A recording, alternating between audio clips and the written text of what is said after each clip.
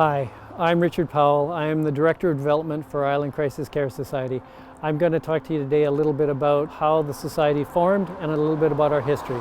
During the early 80s, there were a group of folks probably a lot like you. They had big hearts and they looked around and saw people in the community who were suffering with addiction. Many times those people had lost everything, including their homes. And so they decided to do something to make a difference. The first thing they knew is that they needed to have a space for people. So they rented a house on Nickel Street. This house over here, in fact, they were Christian folks who understood the Samaritan principle, so they named it Samaritan House.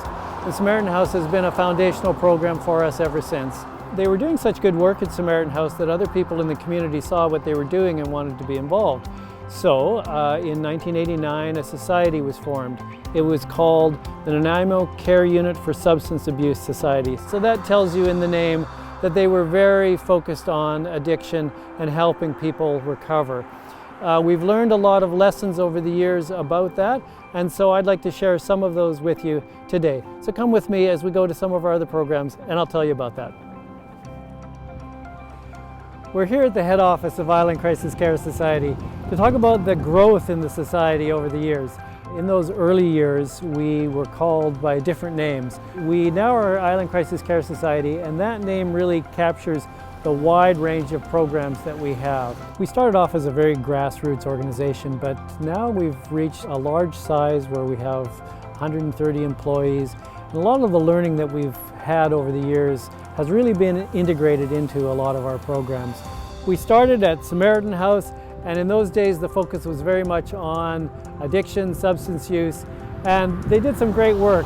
One of the things they did was open the detox center, which was very successful. One of the most significant transformations occurred in 2000 when we hired Paul Leslie as our first executive director.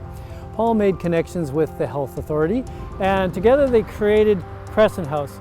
Crescent House was so successful as a model that it was duplicated at Hearst House, at Safe Harbor House, and at the Bridge, and also at other places around the province by other organizations. The key to the success of Crescent House and the other programs was the combination of the clinical support from Island Health and the psychosocial support from our staff. That really is a winning combination, and we've used that in all of our other programs as well. So our next stop is Purdue Place, and Purdue Place represents gaps and transitions. And as an organization, we have made a number of programs to fill gaps specifically related to the needs in the community at the time. So at the current Purdue Place, we're transitioning between the old Samaritan House and the new Samaritan House. And some of the other transitional programs that we've had over the years include the Living Room, which was an outreach program, Sophia House, which was supportive recovery, and currently Newcastle Place, which is supportive housing. Newcastle Place represents our more recent history. It came about as a time of increased challenges across the province with homelessness, and this was a bigger response than we've done before. Sandra, our program manager here, presented a model that she and her team had seen in part of their training, and it really struck me as capturing one of the most essential lessons that we've learned over the years, and that is that when people are experiencing a high level of stress, when they have a strong sense of threat, they don't make good decisions and they don't do well in life. It's really important, it has to be a really big focus to reduce the sense of threat that people feel in their lives. So one of the big goals of these larger programs is to create an environment where that threat is reduced. And we do that through kindness, we do that through clear boundaries, and we do that through clear rules. Well, I hope you've enjoyed that tour of some of our programs and the lessons we've learned in our history. When we started off, we were at Samaritan House, and you saw the boarded up building there.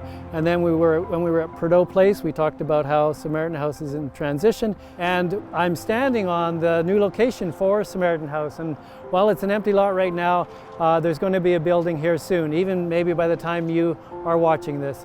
And if you're one of our employees or volunteers, or thinking of joining the society, this is the kind of thing you have to look forward to, is being part of something that makes those good intentions come to life in real buildings and programs and support.